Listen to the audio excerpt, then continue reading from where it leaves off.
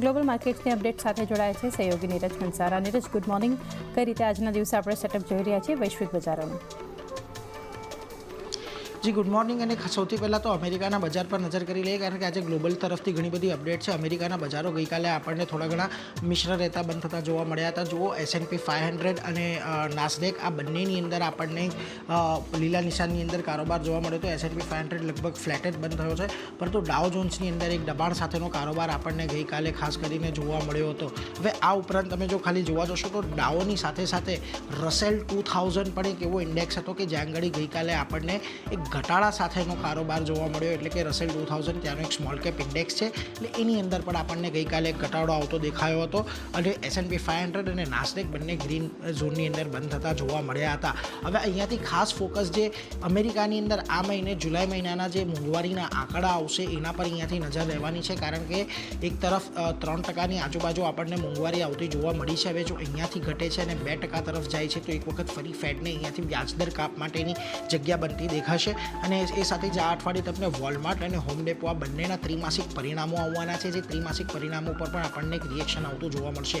જો કે આ અઠવાડિયે ઘણા બધા નંબરો આવવાના છે અમેરિકાની અંદર, એટલે એના પર એક ખાસ નજર રહેશે. અને એમાંથી ખાસ ફોકસ છે પ્રોડ્યુસર પ્રાઇસ ઇન્ડેક્સ, એટલે કે હોલસેલ મોંઘવારીના જે આજના દિવસે આવવાના છે. આ ઉપરાંત મોંઘવારીના જે એટલે કે CPIના 14 ઓગસ્ટે રિટેલ વેચાણ, 15 ઓગસ્ટે અને 16મી ઓગસ્ટે તમને બિલ્ડિંગ પરમિટ અને કન્ઝ્યુમર સેન્ટિમેન્ટના આંકડા આવતા દેખાવાના છે, એટલે એના પર એક નજર રાખજો.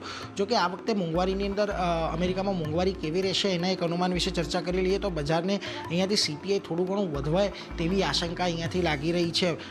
માસિક ધોરણે એટલે કે મંથ ઓન મંથ બેઝિસ પર 0.20%નો ઉછાળો અહીંયા કદાચ મોંઘવારીની અંદર જોવા મળે તેવું અનુમાન લગાવવામાં આવી રહ્યું છે. અને વાર્ષિક ધોરણની વાત કરી લઈએ તો CPI 3%ની આસપાસ રહેવાનું જે એક અનુમાન છે, એટલે થોડો ઘણો માસિક ધોરણે અહીંયાથી ઉછાળો આવતો જોવા મળી શકે છે. જો આનાથી કોઈ વિપરીત પરિણામો આવે છે તો પછી અસર એની આપણને અમેરિકાના બજાર પર જોવા મળશે.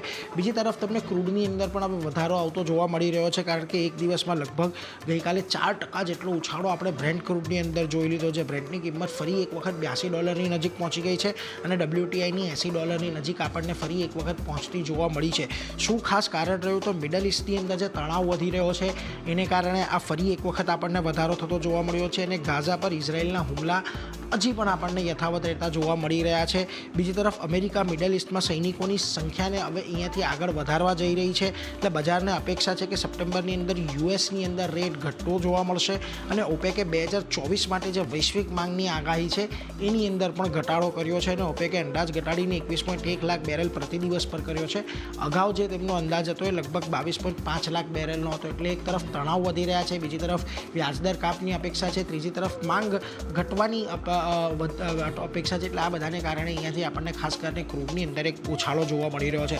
બીજી તરફ તમને સોના ચાંદીની અંદર એક તેજી જોવા મળી રહી છે. આંતરરાષ્ટ્રીય બજારમાં ભાવમાં વધારો જોવા મળ્યો છે અને કોમેક્સ પર સોનું એક દિવસમાં લગભગ 2% જેટલું વધ્યું છે. અને ડિસેમ્બર વાયદો જે છે એ આપણને રેકોર્ડ સ્તર પર ખાસ કરીને પહોંચતો જોવા મળ્યો છે. કોમેક્સ પર સોનાના ડિસેમ્બરનો વાયદો જે છે લગભગ $25,217 આજુબાજુ કામકાજ કરતો દેખાયો છે. અને એક દિવસ ચાંદીમાં પણ લગભગ 2.5% વધારો આવીને ત્યાં પણ $28 આજુબાજુ કામકાજ જોવા મળી રહ્યું છે. અમેરિકા અને મિડલ ઇસ્ટમાં સૈનિકોની સંખ્યા વધારી રહ્યું છે અને ખાસ કરીને એનું પણ એક દબાણ આપણને અહીંયાથી આવતું જોવા એટલે એને કારણે પણ એક તેજી આવતી જોવા મળી રહી છે, એટલે એના પર એક ખાસ નજર રહેશે. પરંતુ આ બધાની વચ્ચે આજે એશિયાના બજારો પર તમે નજર કરશો તો તમને ત્યાં આગળ થોડો ઘણો મિશ્ર કારોબાર આજના દિવસમાં દેખાઈ રહ્યો છે.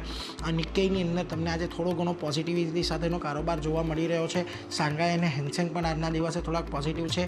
તો બીજી તરફ તમને કોરિયા, તાઇવાન અને સ્ટ્રેટ ટાઇમ્સના બજારોમાં થોડો ઘણો મિશ્ર કારોબાર આજના દિવસે જોવા મળી રહ્યો છે. જો તાઇવાન અને કોરિયાના બજારો દબાણમાં છે, સ્ટ્રેટ ટાઇમ્સ થોડોક પોઝિટિવ દર્શાવી રહ્યો છે.